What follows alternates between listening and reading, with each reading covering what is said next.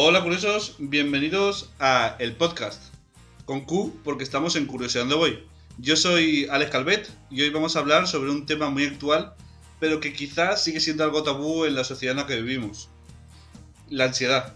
Creemos que debemos darle voz y para ello solicitamos hace unas semanas, a través de nuestras redes sociales, que nos enviaseis, pues eso, vuestras experiencias, el cómo lo vivíais, el cómo lo habíais tratado, si es que lo habéis tratado. Y además hoy, dentro de esas experiencias vuestras, tenemos a Jenny aquí con nosotros, que nos va a hablar de viva voz de su experiencia, de cómo ella ha vivido con la ansiedad y cómo lo sigue viviendo. ¿Qué tal, Jenny? Hola a todos. Bueno, antes que nada, deciros que soy una fiel seguidora del blog, ya que tiene un contenido cultural enorme y muy atractivo. Y también para los que no seguís el blog, os recomiendo que lo hagáis ya, porque hay historias reales que también os pueden atrapar y seguramente os sintáis muy identificados. Bueno, y después de este momento peloteo que sinceramente agradezco bastante, Menos mal que lo agradece. pues nada, vamos a empezar, ¿vale? Y me gustaría empezar de una manera que es que, leyendo las experiencias de los seguidores que nos han mandado a través de las redes sociales, me gustó mucho que de cada experiencia se podía sacar como una definición de cómo veían ellos a la ansiedad. Por ejemplo, Seila nos escribía que para ella era un calvario. Y Alejandro nos decía, o sea, nos hacía una descripción bastante gráfica, que la verdad es que solo con leerla lo puedes hasta sentir, porque era como un yunque que te oprime el pecho, que es esa presión en el pecho de cuando tienes esos momentos de ansiedad. En este caso, Jenny, ¿cómo definirías tú, en pocas palabras, la ansiedad? La verdad es que escuchándote decir lo que escribían Sheila y Alejandro, la verdad es que me identifico mucho con ellos también. Pero es cierto que me cuesta ponerle una sola palabra porque para mí la ansiedad abarca tantas cosas que por supuesto el calvario y el yunque yo creo que es lo básico. Entonces ahora mismo creo que no sabría ponerle una sola palabra. Me quedaría un poco con lo que han dicho ellos dos. Porque yo también lo he vivido así y me identifico bastante, la verdad. Claro, en este caso, como siempre nos gusta hacer nosotros en el blog, tiramos de etimología y vemos que la palabra ansiedad proviene del latín ansietas, que quiere decir angustia, aflicción. Y yo creo que en sí la palabra etimológicamente define muy bien eso de lo que tú estás hablando. O sea, esa angustia que tú tienes por dentro, ¿no? Ese yunque que nos decía Alejandro. Entonces, pues... Sí, también es verdad que enseguida cuando pensamos en la palabra ansiedad, a nivel general, pensamos que es porque nos ponemos nerviosos, pues igual ante un examen o ante el examen de conducir o lo que sea. Pero leyendo e informándome un poquito mejor y a través de mi experiencia psicológica, te das cuenta que la palabra ansiedad no va sola. Realmente se denomina trastorno de ansiedad. Y concretamente la ansiedad que a nivel general sufrimos se llama trastorno de ansiedad generalizada. Que esto está dentro del bloque de trastorno mental. Entonces, no nos asustemos, este trastorno es leve. Pero que lo que quiero decir con esto es que no es ninguna tontería, que no hay que minimizarlo, que hay que darle la importancia que tiene para poder pues ponerle solución y que podamos vivir lo mejor posible y que esto no nos paralice, porque en muchas ocasiones a mí personalmente me ha paralizado mucho. Claro, antes de empezar a grabar hablábamos sobre el porcentaje de personas que sufren de ansiedad en España.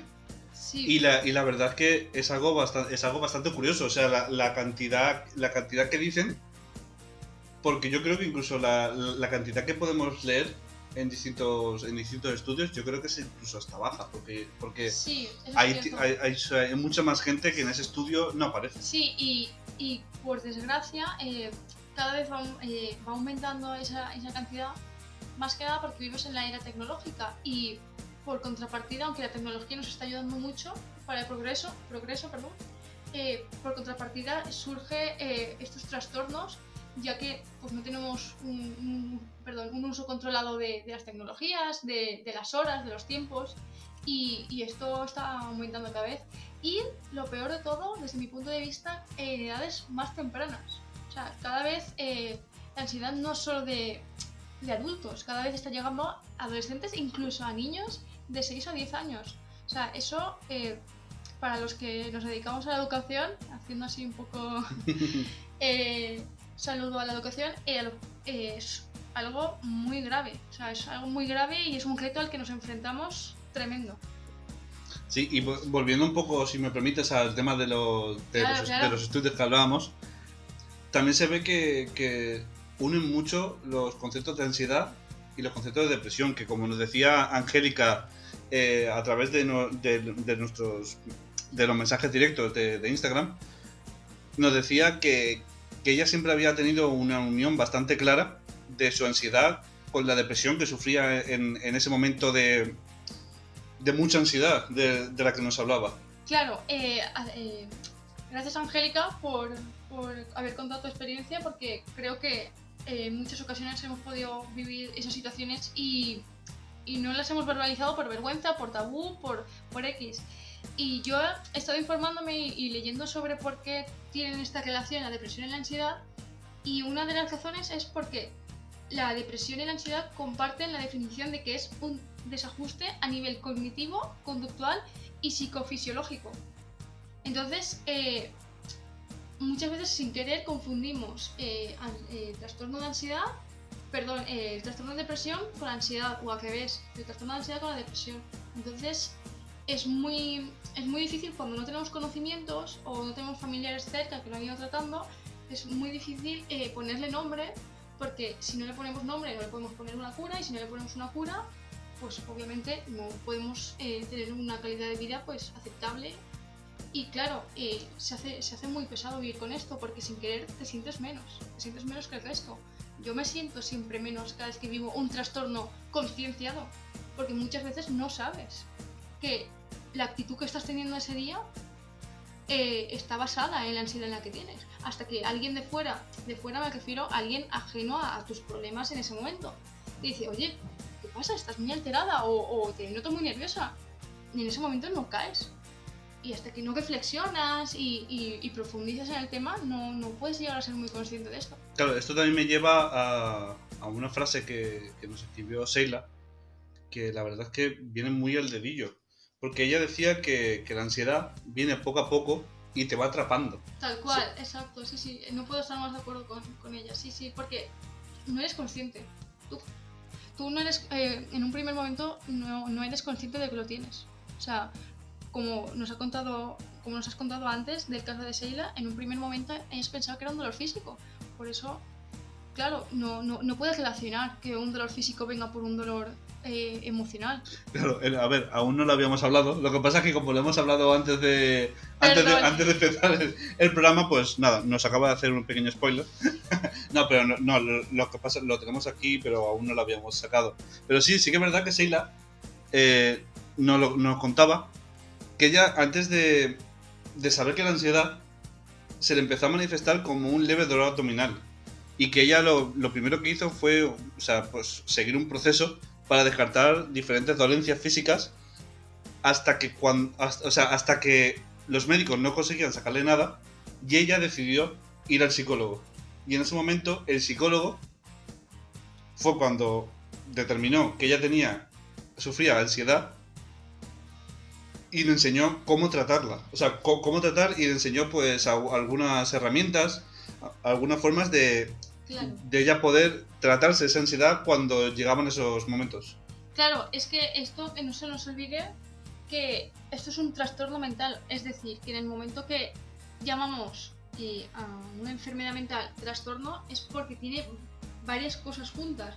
Es decir, Exacto, y también quitar desde aquí todo el negativismo a la Exacto. palabra trastorno mental. exactamente, o sea, Porque enseguida que escuchamos trastorno mental, sí, le ponemos un negativismo alrededor, sí, y un un miedo, aura negra sí, y un miedo que yo creo que no nos gusta. no, justamente hemos querido tratar este tema porque consideramos que es necesario tratarlo a tiempo, o sea, antes de que tus niveles de ansiedad estén tan elevados que por ejemplo, lo que quería decir, que a nivel físico te afecte, porque seguramente lo conoceréis mucho vosotros, pero muchas veces cuando tenemos un problema emocional, somatizamos con nuestro cuerpo, es decir, que por ejemplo, si estamos un poco más tristones un día, nos puede doler la cabeza o el estómago, entonces con la ansiedad pasa, porque como estamos diciendo es un trastorno mental, entonces, por ejemplo, a mí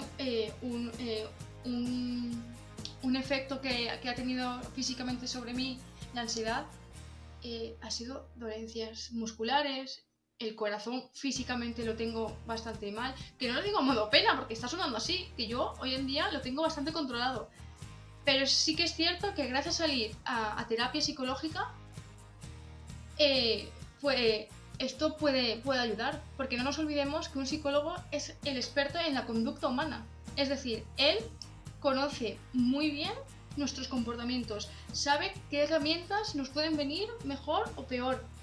Entonces, si confiamos en él, seguramente encontraremos un gran alivio y sobre todo, lo más importante, unas herramientas para poder combatirlo nosotros mismos desde casa. Claro, sí, o sea, porque siempre lo vemos desde el pensamiento de que hemos conseguido encontrar a un profesional que ha conseguido ayudarnos. Claro, Porque en este caso lo que tú me has hablado de herramientas y lo que hablamos antes con la experiencia de Seila es bastante importante. Por ejemplo, cuando leemos o sea, lo que nos contaba, lo que nos contaba Alejandro, que él vive en un estado basal de ansiedad que en determinadas circunstancias sube o baja. Que cuando baja él se queda, como él definía, como en un estado aplatanado, como que no tiene ganas de hacer nada, y cuando sube, pues es cuando vienen las taquicardias, cuando viene no puede respirar, y claro, en esos casos en los que vivimos en un estado basal, como bien define Alejandro, lo que nos hace falta es conocer esas herramientas, conocer esas formas de salir de ahí, claro. De ese momento. Claro, porque es que yo siempre, cuando he hablado con mis amigos o mis familiares sobre esto, yo siempre he definido un poco la ansiedad como una lucha interna con tu propia mente. Que eso, si nos paramos a pensar, eso, hablando así mal, es muy jodido. O sea, sí. Porque una parte de ti quiere pues tener su vida normal y su rutina, pero otra parte de ti no puede. Una parte de ti te cambia la conducta, te cambia la concentración, te cambia tu estado de humor, tu estado anímico, te cambia todo. Entonces, por eso repito e insisto, siempre insisto con este tema, que vayamos a un profesional de la conducta. ¿Quién es el profesional de la conducta humana? Un psicólogo. ¿No crees tú eso? Sí, no, correcto. Y además esto también nos lleva a el localizar estas herramientas y esta ayuda que nos da el psicólogo para conseguir salir de esos momentos de ansiedad que sufrimos. Por ejemplo, Seila nos contaba que ella ha encontrado mucho apoyo en su familia y en sus amigos, como ella define, sus amigos incondicionales.